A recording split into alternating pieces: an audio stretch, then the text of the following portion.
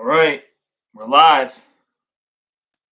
We are live. Let me share the link in the group. Put that in here. See if we get a couple people on listening during their lunch or something.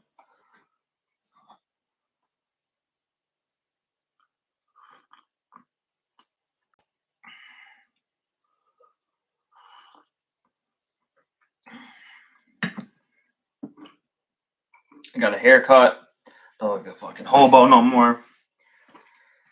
It's gonna be a good episode today.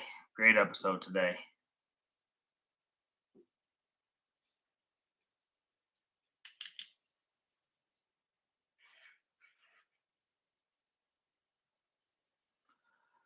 Just waiting for some viewers. Give it a minute or two. We're only 35 seconds in, so give you all a second.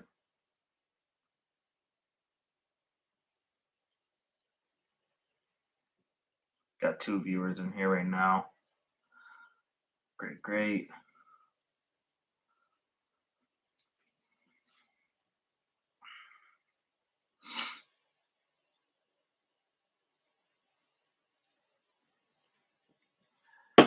All right. We'll get going. It's going to be a fun episode today. We'll recap the games from this past week. It was the last round of divisional games. Some close matchups.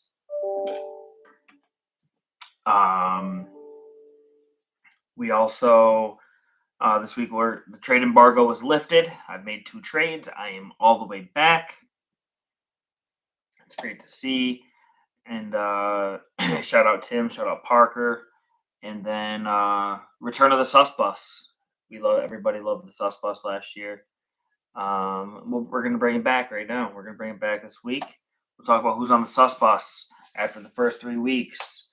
All right, let's dive into it. I'm going to throw this YouTube tab over here, and then we'll get the football, the league up right here. All right, let's go through the scores first before we dive into any trade reviews or anything else like that. Let's recap the week.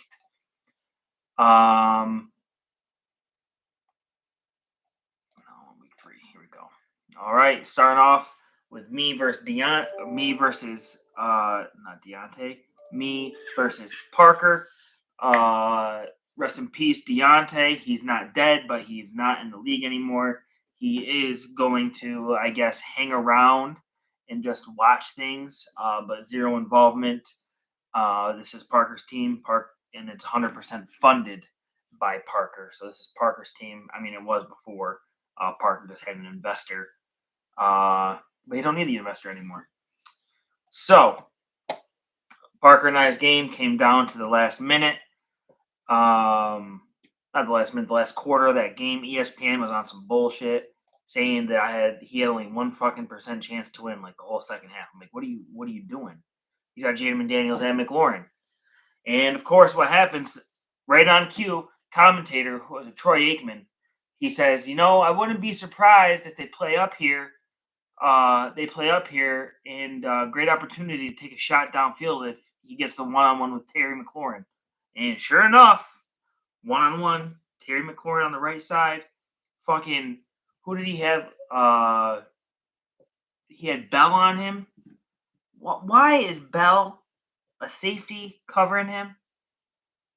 That pass actually, fun stat. We're going to bring in some advanced analytics here. This is a fun one for you guys. Advanced analytics. That touchdown had a completion probability of 10.3%, which was the most improbable touchdown of the season and the most improbable completion by the Commanders in the Next Gen Stats era. So that's since 2016. So, yeah. The other thing I'm kicking myself in the ass about is I fucking knew the Raiders-Panthers game was a trap. I fucking knew it. I had the Raiders defense in another league and I dropped them and picked up the Packers defense. I should have just rolled with the Colts because had I just rolled with the Colts, I would have won. It would have been 12 points. I would be a winner, but I didn't, so I'm a loser. And that's how it is, So Parker, Landon got a huge game out of Jaden Daniels. He looks like he's the man. Looks very good. He had like a 92% completion percentage last night, highest for a rookie ever in NFL history in the game. Jahmyr Gibbs continues to perform, but he's no longer on Parker's team.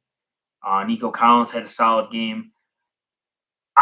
Nico Collins. That Texans game was on some bullshit. I don't know if you guys were watching, but the Texans were getting their ass whooped, and they brought in who they bring in, like Tyler Yates or whoever the fuck their backup is. And the very last possession of the game, they still had Nico Collins in, and they had it like on the 6-yard line, and they threw it to Nico Collins in the end zone 4 straight times, down by 27 points. They could have just kneeled it and let the game be over. But they were trying to score for Nico. So it was destiny for me to lose. It was absolute destiny because McLaurin also had a couple more opportunities too. Let's see what else we got. Jameson Williams, he was held quiet. Xavier Worthy, he's continued to stretch the field. He's going to be boomer bust.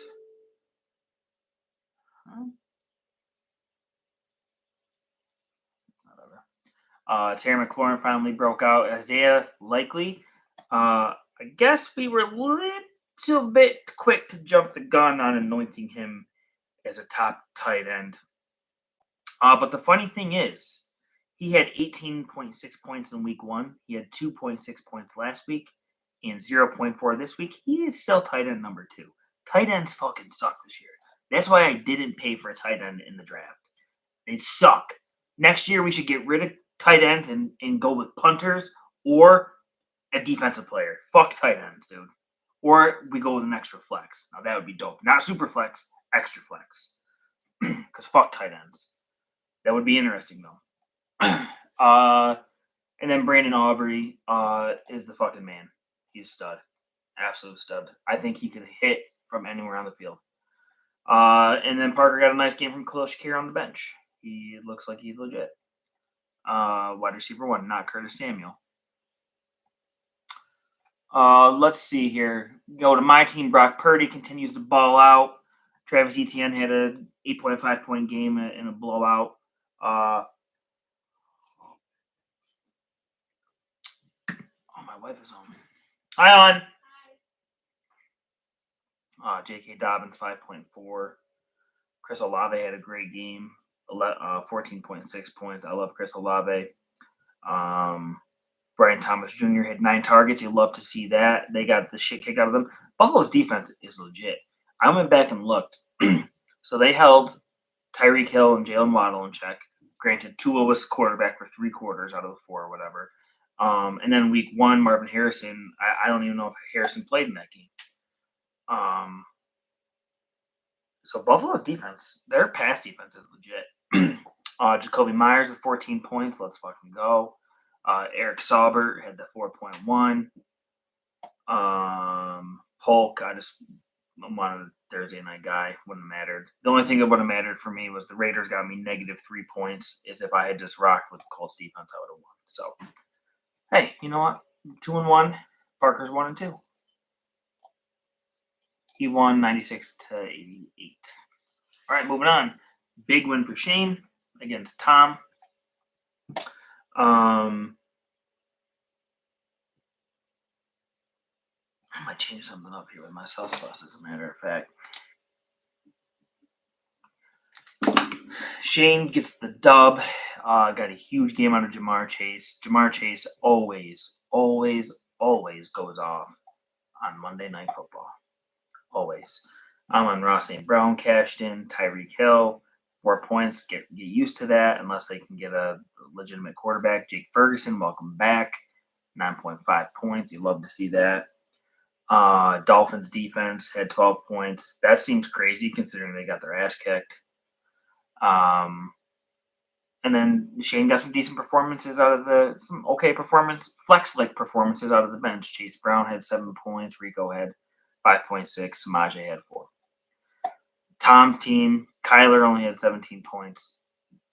Our boy Tom might be in some trouble. League Neighbors is legit. But Zamir White, he's a backup. Jalen Warren is getting an MRI today. It looks like he got hurt. And then, that's brand new news. Let's go. Warren's status for Sunday's game is in question. Looks like he wasn't feeling right. They pulled him out of the game. Didn't feel right yesterday. And then they got an MRI today. So we'll see how that turns out. So bad news. Troubling for Tom, who already doesn't have running backs. Zay Flowers, Malik Neighbors, like I said, Brandon Ayuk. I think he had. Did he have a drop? He had a drop. He looks lost in his routes. It looks like he's not running the right routes. I don't know. Before that game, I did offer him Brian Thomas Jr. and Jacoby Myers. That would have been 14, 5, 19 minus 4. Would have been a 14-point swing. He wouldn't have won, but it would have been closer. Dalton Kincaid, 10 points. JSN, again, it's going to be up and down with those 3 mouths to feed. Their Steelers defense is legit. And then I guess Emmanuel Wilson, really nice game on his bench. But we'll see how that goes for him. Shane wins 103-77. Both of those boys are 2-1.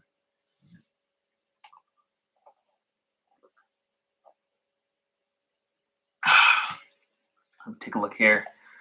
We got Nick versus Matt. Nick with a big win, 117-91 to send Matt to 0-3 and to the front seat of the sus bus. Nick was looking a little dead until Dak Prescott decided to go off. Don't be throwing your trades out there like they're worth it. Okay. Dak had 37 points. Jordan Mason had 9. Ford had 7. Calvin Ridley stinks. Tutu had a nice game, 9 points. Shuba Hubbard, 26 points. Ooh. Bucker with 12 to lead the way. Finish that off.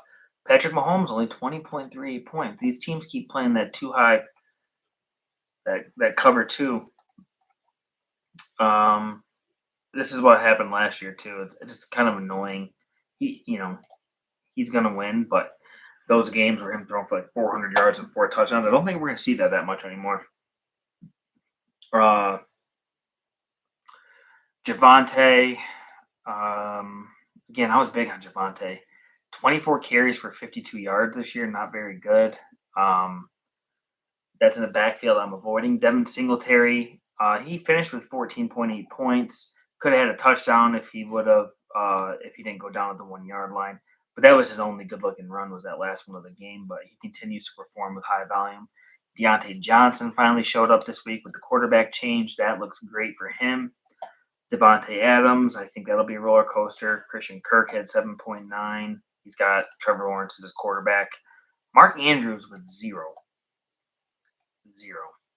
He had 1 target, no catches. Definitely some major concern for Mark Andrews.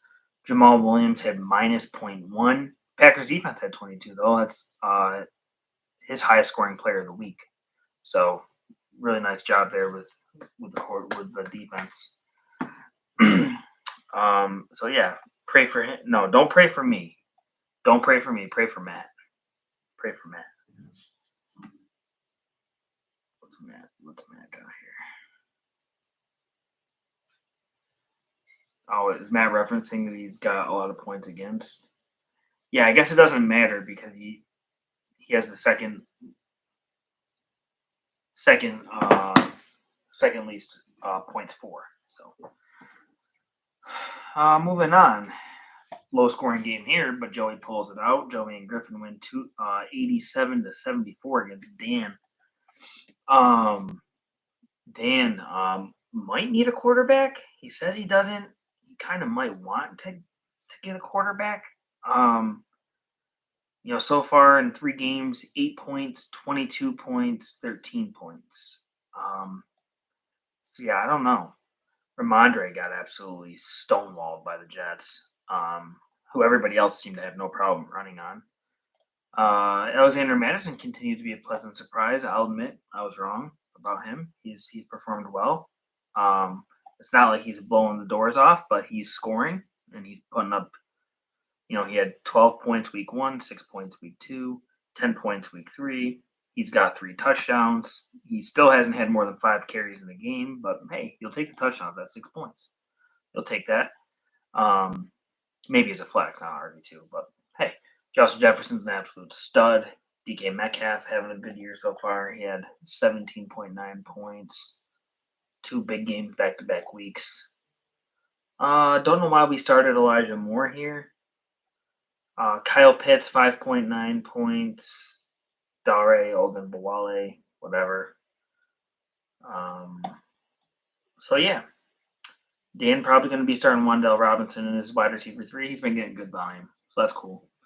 Aaron Rodgers, now we move on to Joey, the winner, with 87 points. Aaron Rodgers had a solid game of 25. Bijan had 11. Kamara had 13. Joey's got no receivers. His receivers combined for 10 points. Joe McLaughlin had 7.4. He found the end zone, but that backfield looks horrendous. McLaughlin so far this year has 18 carries for 40 yards. He only has 6 catches through 3 games. Like God. Then on the bench, DeAndre Hopkins caught a touchdown. Yeah, that's another team. I think he'll be looking to get on the sus bus sometime soon. So Joey wins at 87-74. Then we got our high scorer of the week. Mason finally busts out of the 0-2 club to get a win here. He wins 145-117 over Logan. Nice game out of Joe Burrow, 34. The running backs really pulled their weight for him today. He had 30 from Kyron, 32 from Derrick Henry, and 16 from Zach Moss. Rashid, he put up 145 with a 0 from Shaheed. Really great game for his guys there. Not much. Quentin Johnson scored again for him on the bench. He doesn't really. Maybe he starts him for Shaheed this week. I don't know. Maybe I don't know what he'll do. But he's got some nice wide receiver depth. I would be looking to upgrade if I was him. I'm just assuming him and Dan haven't met a price yet that Dan likes. So, Logan. You look at Logan. His receivers too. Jalen Naylor is not going to keep scoring a touchdown every game. I can promise you that. Dallas Goedert had a huge game. Logan might be in a little bit of trouble. Brandon Cooks not going to cut it. Jalen Waddle not going to cut it with Tua out. Yeah, it's interesting. All right. Mason wins 145-117. Moving on, we got Tim and Kevin. Kevin with the pickup of the week, the pickup of the year so far. Third and Juwan Jennings, 37 points. Big time game on Juwan. 3 tutties. Could have had a bigger game. If that pitch at the end of the game goes to him, he probably walks to the end zone for another 35 yards, which would have given him the 200-yard bonus and 4 TDs. Huge game from Jennings. I would expect him to have another good game with Debo out this week. Otherwise, Kevin's team didn't do great. Jalen Hurts, only 14 points. James Cook had 15 points. He also dropped a touchdown pass. That would have been nice for him. Didn't really matter, though, for Kev. DeAndre Swift continues to stink. And just the rest of his guys were stink. Just stink. But lucky for him, he was playing Tim, who on paper, Tim's team very good. Lots of good names, good players, just a lot of underperforming, a lot of the wrong choices, lineup choices. My boy Yoshi had 5 for 52 in the tutty for him. Nice little game there. Outperformed T. Higgins. Rashad White looks like he's lost his starting role there. Bucky time. Bucky had 8.4 points. Carson Steele looked pretty good. Mike Evans, that game was just gross. Mike Evans didn't have anything, but Marvin Harrison with another good game. Rasheed Rice with another good game. Trey McBride got concussed. So yeah, better days are ahead for Tim's team. He just got to get that right match of running backs in and flex. So he'll get it figured out. Tim's 1-2, and now Kevin is 2-1. 2-1 for Kev. Moving on, we got Tanner. Tanner beats Mike 91-81. Tanner's so lucky. Continues to be lucky. Continues to hang around. He had bad games from Stroud, had 11.8. Devon Achane only had 6. Gabe Davis had 2. Jordan Whittington had 2.8. Laporta had 3.6. The Jets defense had 18, and Amari Cooper had 20, and that's what carried them. And Brees had 14. You look at Mike's team. Mike, very top-heavy team. He needs to get big-time points out of 3 players. This is typically Mike's formula. He usually wins games, but he did not get a big game from his quarterback. He got his big game from Saquon, who got 32.6, which his second 30-plus point game. And then, CeeDee Lamb didn't really do shit. Keon Coleman scored, but the rest of his team didn't do anything. So that's why he only came away with 81 points. He came away with a loss. And the bench leaves a lot to be desired. So Mike is 1-2, and Tanner is 2-1. Tanner continues to tread water until he gets his boys back.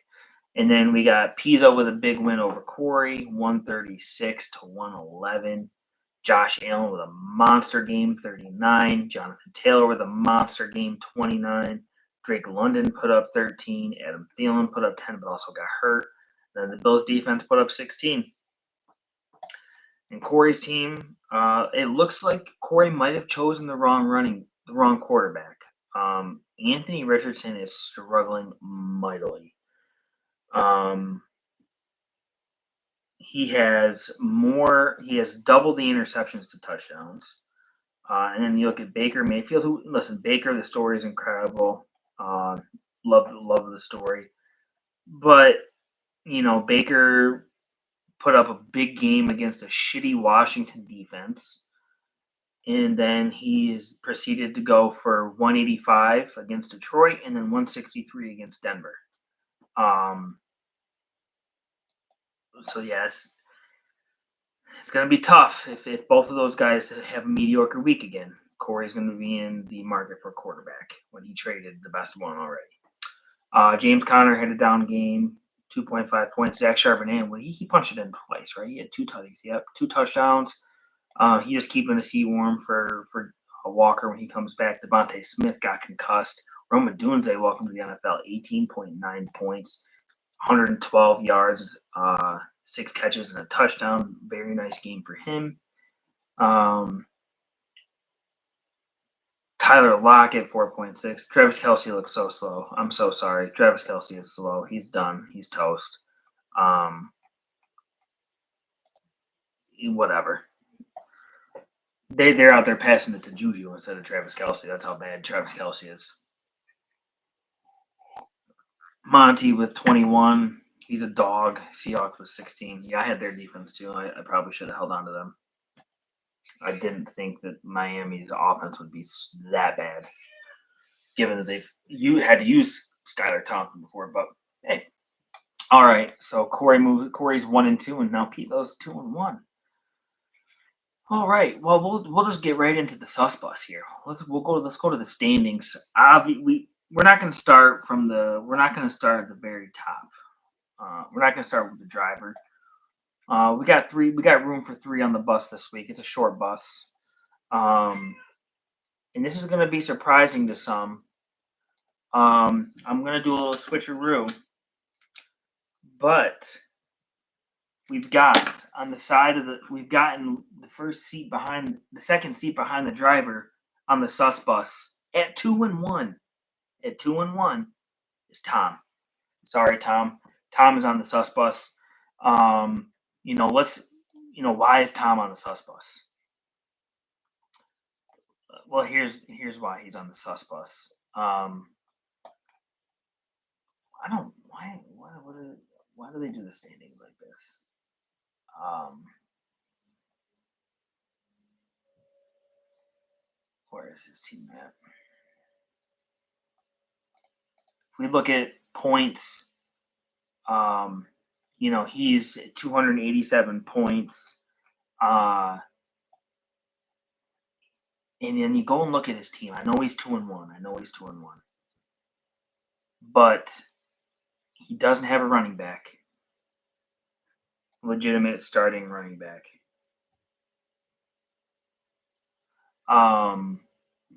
Wide receivers, Brandon Ayuk looks like a shell of himself. Zay Flowers is going to be up and down. Malik is a stud. Dalton Kincaid, there's only so many targets to go around in that offense.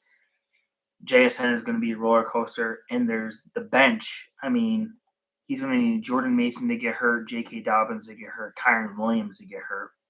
And then Nick Chubb needs to come back and be the old Nick Chubb for him to have any chance. But that's why he's the third member of the sus bus.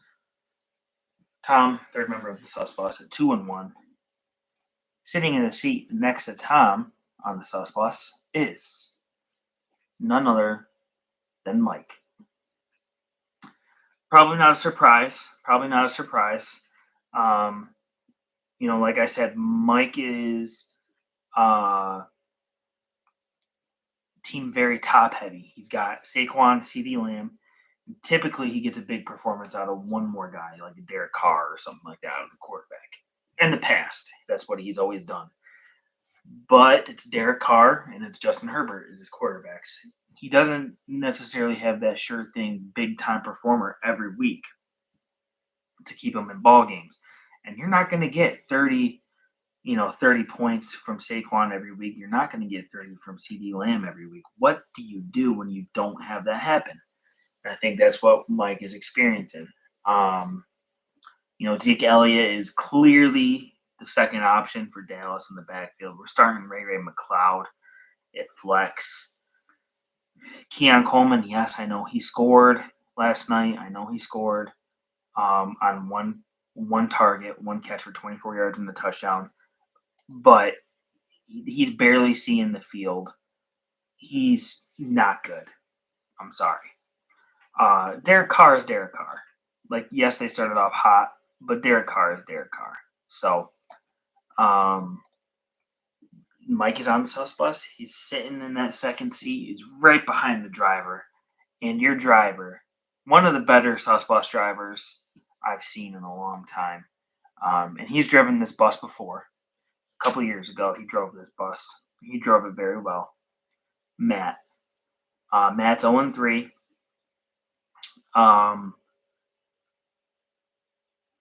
Don't know.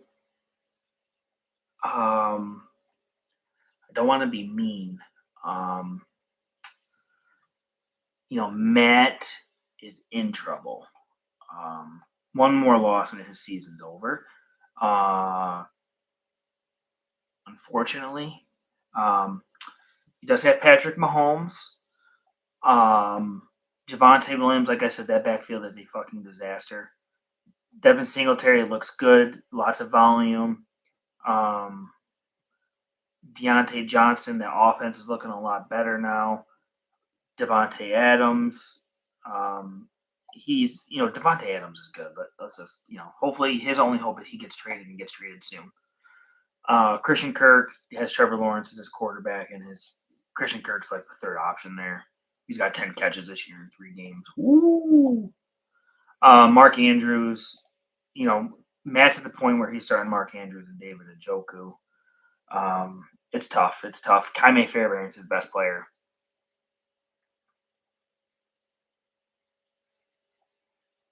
So, and the bench, again, the bench is not great.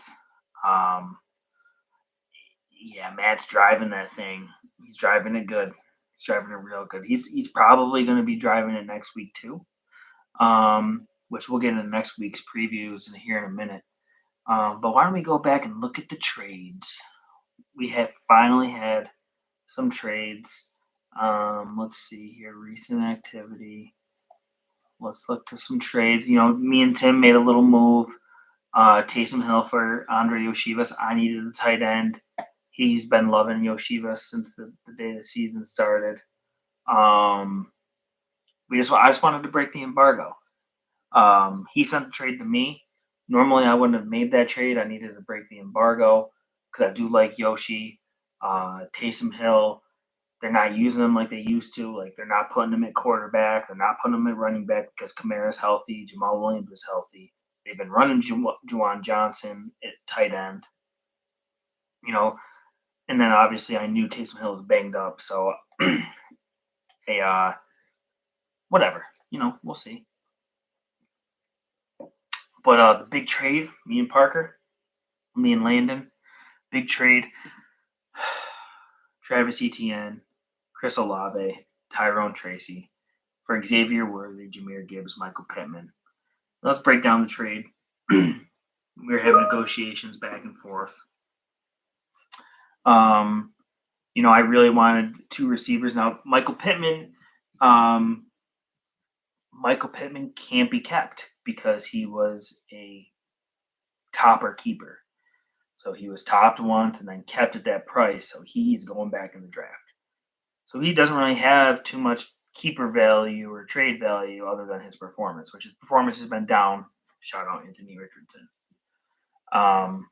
Olave is obviously a stud. He's $26. Let's say he finishes as the 10th wide receiver. We're looking at an $11 increase. So he's $37 for a top 10 guy potentially. It's a great deal. So I needed to get some value. That's why I also wanted Xavier Worthy. Hopefully, if teams start coming up, because Rashee Rice is just absolutely dominating teams in the short and intermediate game. Hopefully, Xavier Worthy can start catching balls deep. Obviously, I'm going to give the edge to Gibbs over ETN. In terms of their fantasy output, just because the offense is significantly better in Detroit, even though he splits carries with Montgomery. I'm sick and tired of watching the Jags. I really am. Now I don't really need to watch them. I want to watch Brian Thomas, but I was really watching those games for ETN.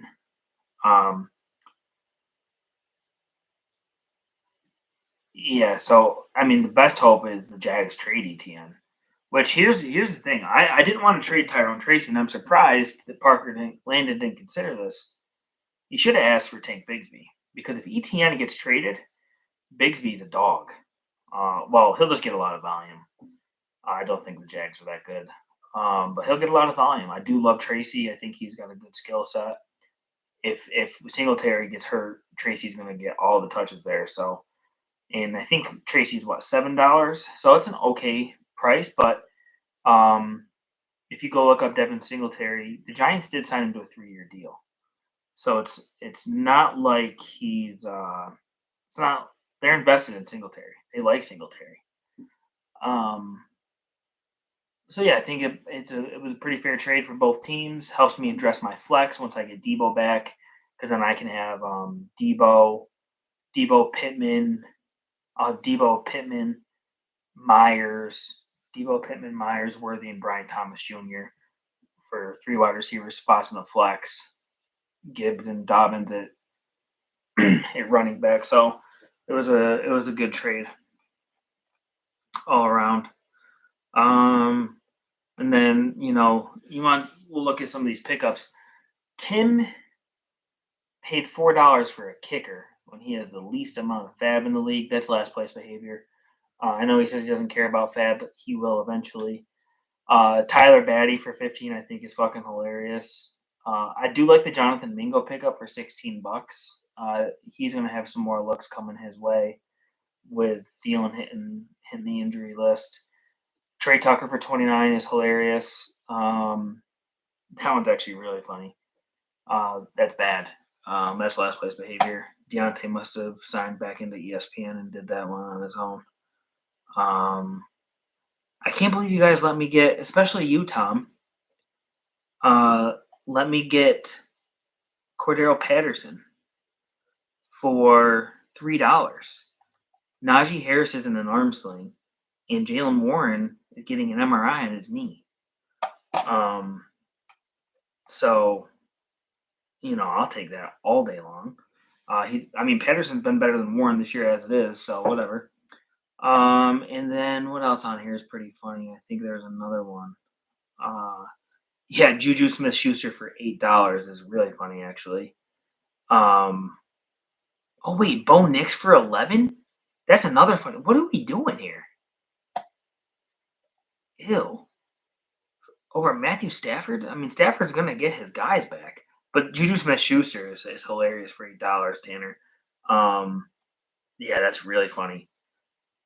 Tanner is convinced Juju Smith-Schuster is like a guy, and he's starting him this week. All good keeps. No, they're not.